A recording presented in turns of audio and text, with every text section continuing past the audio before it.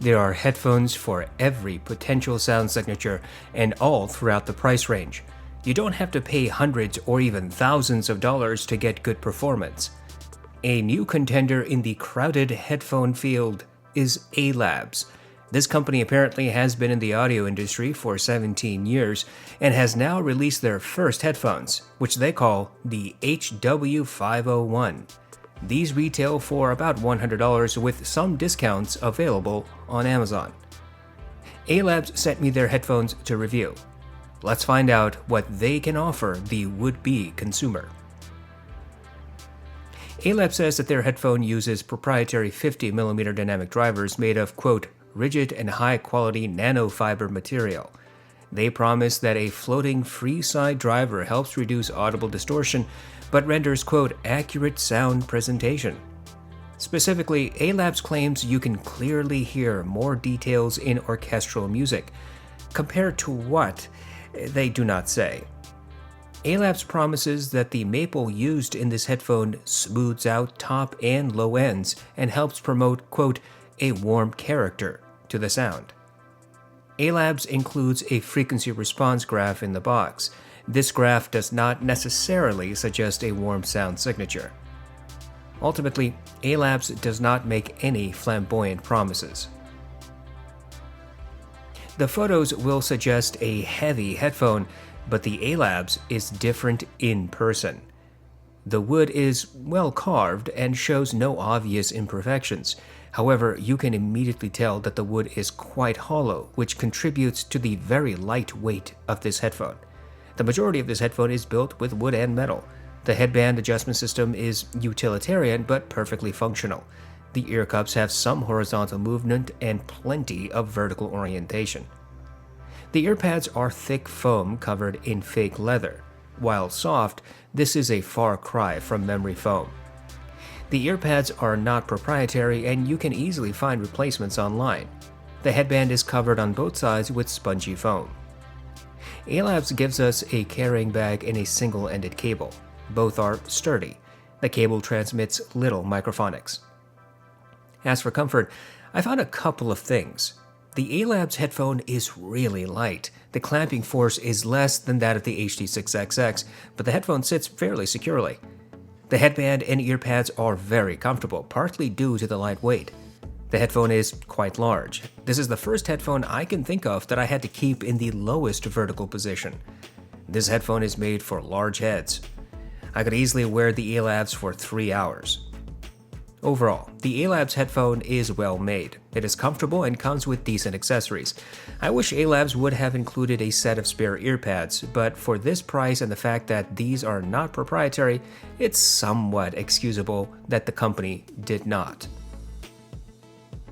To test the ALABS, I paired it with my RME 80i2 DAC, Matrix Mini i Pro 3, Low2 PAW S1, and EcoZerta ITM03. I used the stock accessories and listened to my test playlist on Amazon Music HD. The ALABS is easy to drive. You don't need a dedicated amplifier to get peak performance. ALABS doesn't say much about this headphone's bass response. However, my test suggests it has a bass roll-off. In Mountains by Hans Zimmer, there's a rumble from the beginning which builds into a crescendo. The ALABS barely presented this detail. The rumble was noticeably less obvious than what I heard on the more neutral ALABS 4X. Transience was faster on the ALABS. When the crescendo hit, the ALABS kept the organ separate from the other instruments. The rolling thunder effect was just about audible and far less obvious than on the S4X. When the vocals chimed in, they rose from the background until they were about shoulder to shoulder to maybe one step ahead of the instruments. In Conquer by Overwork, there's a rolling marble sound at the beginning. This pans from right to left to center. The ALABS presented this sound and some of the panning. There are multiple drums in this track and the ALABS rendered them all similarly.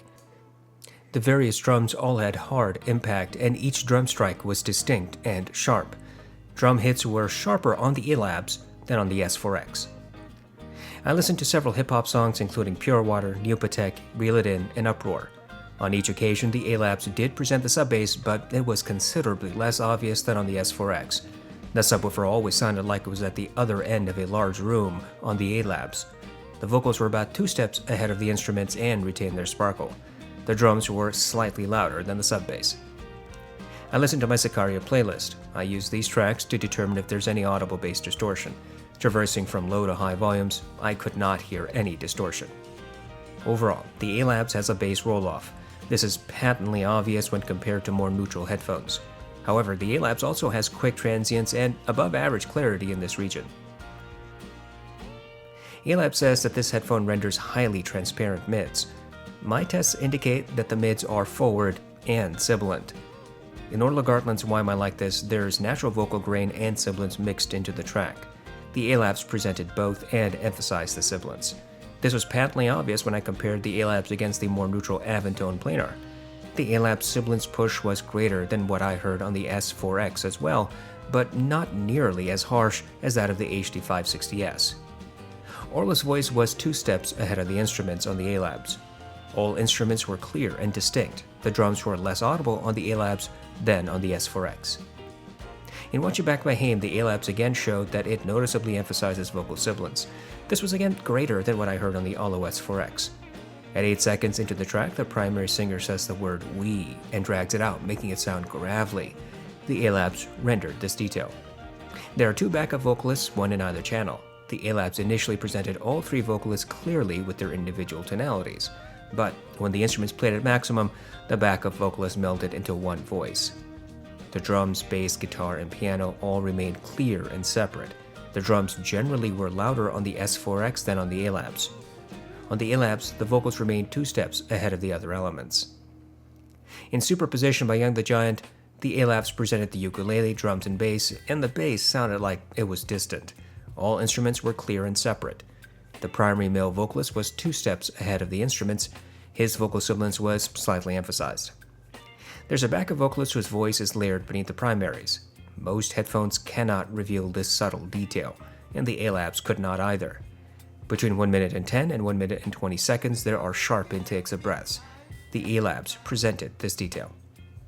Overall, the ALABS has forward mids. Both male and female artists receive a sibilance emphasis. Vocals stand clear and apart from instruments. Instruments are generally clear in a mix. ALABS claims that this headphone has smooth treble. My test suggests that the treble has a dip in the low to maybe mid area and a slight emphasis in the mid to upper. In Scherzo for X-Wings, the ALABS presented the brass and horns clearly. Their nasally signatures were audible. However, some of the higher pitch notes seemed a bit recessed, less loud than what I heard on the more neutral Aventone planar. Others were marginally louder than what I heard on both the planar and the S4X. The ALABS did not emphasize the timpani, which remained fairly distant in the mix. This headphone was able to separate all the various group sets. The ALABS has width, some depth, but no verticality. In other words, some instruments seemed further out into the wings, some sounded like they were deeper into the room, but no sounds came from above or below. In Flight from the City, the ALABS made the piano sound like it was 6 feet away. Its bassy notes were underemphasized and each note had quick transients. The cello was as loud as the piano and remained separate from the piano. I easily heard the pops and sizzles and electric buzzing effects, along with the creaking of the wood on the pianist's bench and the shifting of the cello's weight. In Take 5 by the Dave Brubeck Quartet, the ALABS rendered the piano in the right, drums in the left, saxophone center, and bass 1 step behind. All instruments were clear in the mix and none sounded veiled. The cymbals were as loud as the saxophone, and the saxophone's higher pitched notes were a bit quieter, less energetic than what I heard on the Aventone Planar and Olo S4X. The cymbals are struck at different positions, which should result in varying tonalities, and the ALABS did present this minute detail. Overall, the ALABS has dips in the treble with a marginal emphasis in the mid to upper treble area. However, this does not sound harsh or piercing even at high volumes. ALABS makes a vague statement about this headphone presenting more details, but we don't really know what they want us to compare to. My experience with this headphone leaves me somewhat intrigued. On the one hand, the ALABS presents clear details, stuff that warm-sounding headphones usually gloss over. On the other hand, some details are not any better on the ALABS than on many other headphones, and do not rise to the level of truly detail-oriented devices. Creaking of wood, shifting of a cello's weight, sharp intakes of brass, multiple vocalists, twangs of guitar strings, nasally signatures of brass and horns, varying tonalities of cymbal strikes. These types of details are clear. However, layered details in complex mixes are not particularly clearer on this headphone than on many rivals. For a more quantitative test, I used the song New Light by Kazuki. This track has layers of details, including the sound of children playing, wind, rustling of grass, synth, piano, and footsteps. I count the number of steps I can hear in the first 60 seconds. The Sennheiser HD800S presents 22 footsteps, the full cal clear, 18. The Austrian Audio HiX65 presents 16 to 17 footsteps. The HiX55 presents 16. The HiX15 and X25BT each present 13 to 14. The Hi-Fi Mansandara, Avantone Planar, Sitka Phoenix, and Beyerdynamic DT1990 present 10 to 11 footsteps. The Olo Audio S5X renders 10. The S4X gives us 9. The Monolith M1070, M1570, Sifka Robin, and Ultrasone Pro 1480i all provide 8 to 9. The audeze LCD2 Closed and LCD2 Classic each provide 7 to 8. The older M1060C provides 7. The audeze LCD1 and HD6XX presents 6 to 7 footsteps. And the Neumann NDH20 presents 5 to 6. The ALABS rendered 8 to 9 clear footsteps. On my scale of detail retrieval, the HD6XX and LCD1 are the average performers. Any headphone that provides more or less detail is judged accordingly. So the NDH20 would be considered as below average and the Hi-Fi Mansandara as above average. Here, based on this scale, I think the ALABS has slightly above average detail retrieval. Soundstage is complicated. You have to think about your original recording methodology, the mix, the tuning of your headphones, how you wear your gear, the ear pads, whether the drivers are getting sufficient power for peak performance, and probably some other factors. Not all open-back headphones have immense soundstage, and not all closed-back headphones have narrow soundstage. Here, the ALABS, frankly, surprised me. This closed-back headphone has some interestingly wide soundstage. Coming from Beats, Bose, Sony, or other fashion headphones, you may be quite impressed with what the ALABS does here. Compared to traditional audiophile headphones, and this impression will probably remain considering what we're dealing with. I have a soundstage scale. Once again, I use the HD6XX and LCD1 as my average performers. Headphones that have more or less soundstage than these two are judged accordingly. The audeze Mobius and all Beats headphones have claustrophobic soundstage. The NDH20 and ATH M60X have below average soundstage. The HD6XX and LCD1 have, as you would guess, average soundstage. The Sifka Phoenix, Emotiva GR1, and Ultrasone Pro 1480i have average to maybe above average soundstage. The Hi-Fi Mansandara, Avantone Planar, Austrian Audio HiX55 and X65, and the LCD2 Classic have above average soundstage. The Hi-Fi Mandiva has wide soundstage. The HD800S has super wide soundstage. In my opinion, the ALABS has soundstage that is similar to that of the Hi-Fi Mansandara. ALABS says that this headphone has a warm sound. They also claim a precise reproduction and smooth treble. In the box, we get a frequency response graph, and although I'm thankful they included it, I'm not quite sure it's accurate. The bass is rolled off. The linear, flat response we see in the official graph seems very much at odds with the listening tests. This is a perfect example of why graphs themselves are not reliable. On the other hand, the ALABS does have good separation between sub-bass and mid-bass. Transience is fairly quick, though not to the same level as planar drivers. There is little to no bass bleed into the mids. The mids are forward. Vocals stand 2 steps ahead of instruments. Both male and female artists receive a noticeable emphasis in sibilance. Mid-centric instruments are generally clear, separate, and distinct throughout the mix. The treble has some dips, particularly in the lower treble. There appears to be a marginal emphasis in the mid to upper treble area. Treble instruments never sound harsh or piercing. This headphone has slightly above average detail and above average soundstage comparable to that of the Hi-Fi Mansandara. Overall, I cannot agree that this headphone has a warm sound signature. In my mind, a warm signature includes a bass emphasis and a reduction in treble with narrow soundstage. This is not what we get here. Nor is this headphone analytical. This is a far cry from something like the Austrian audio gear, for example. Instead, I would say that this is a balanced sounding signature, where sub-bass is sacrificed for clarity, soundstage, and detail. Vocal-centric is this headphone's strength. It's important we compare products to understand where they belong. Here, we're going to pit the ALABS against a few alternatives. This includes the Audio-Technica MSR7B, Hi-Fi Man Sundara, and the Rode NTH100. For these tests, I used the stock accessories. I plugged the headphones into my passive AB switch that was connected to my RME ADI2 DAC. I listened to my test playlist on Amazon Music HD and tried the volume match. The MSR7B has bass that is somewhat similar to that of the ALABS. Perhaps I'd call it related rather than identical. On both, the sub-bass is rolled off, and the ALABS seems to have the more obvious roll-off. Mid-bass is closer to neutral on both headphones, with the MSR7B presenting slightly sharper drum strikes. The ALABS renders a bit more clarity in this region and faster transients. The mids are similar on these headphones. Both push vocals forward by 2 steps. These vocals stand apart and clear on instruments, which themselves are typically separate and clear among each other. Both headphones emphasize sibilance, with the MSR7B adding a bit more of it. The ALABS has slightly closer to neutral rendition of treble. The MSR7B has a treble emphasis throughout this frequency range, greater than that of the ALABS. The MSR7B renders noticeably greater detail and clarity. In my new light test, it presented 12 footsteps. However, the ALABS has wider soundstage. The Sundara has slightly different bass rendition. It too has a bass roll-off similar to that of the ALABS, but the transients is faster on the Sundara. Clarity and separation is marginally greater on the Sundara. Mid-bass is a bit louder, harder, and sharper on the ALABS.